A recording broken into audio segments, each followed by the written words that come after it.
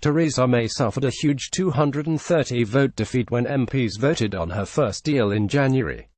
After weeks of negotiations with the EU, she said she has secured changes to ensure her deal gets voted through this time.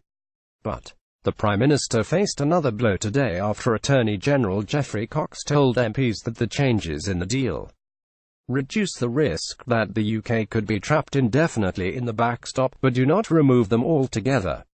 Richard Tice, founder and vice-chairman of Leave Means Leave campaign group, branded Mrs May's plans the worst deal. He believes no deal would be a better option than the UK being a satellite of the EU if the revised deal gets through. He told Express.co.uk, "We believe that the best deal for the UK is now a no deal, giving us complete freedom to regain our sovereignty and also to boost the economy. The PM's proposed deal is the worst deal and will keep us trapped as a satellite of the EU, paying at least £39 billion for the privilege and with no say in EU affairs, at the mercy of the EU for years to come." Brexit news. Theresa May is convinced her deal will be voted through. Image EPA. If Mrs May's deal is voted down tonight, MPs will be presented with another vote on Wednesday on whether Britain should leave the EU without a deal. If they say no, another vote could be held on Thursday about whether Article 50 should be extended.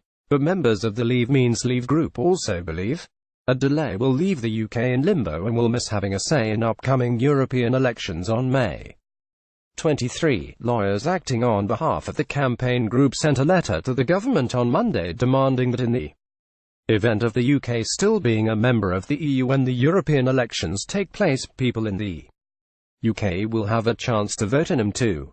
Brexit news. Theresa May has struggled to win supportive MPs over her deal. Image Getty. John Longworth, chairman of Leave Means Leave and former Director General of the British Chambers of Commerce, said, "We are determined to challenge the government and EU if they attempt to deny the democratic right of the people of the UK to be represented in the EU Parliament. It would be quite wrong that we should be trapped in the EU but with no say. It would be remarkable if Parliament were to try to deny democracy on this matter, just as they have been trying to do on the matter of Brexit." Bookies have also cut the odds on Mrs May's deal to be rejected this evening. Coral has odds of 1/12, after originally being set at 1/3 following Mr Cox's letter this afternoon. Brexit news. Mrs May was still negotiating with the EU on Monday. Image Getty. But there is a 7/1 chance MPs will vote in favour of the deal. Coral's John Hill said, "Theresa May has gone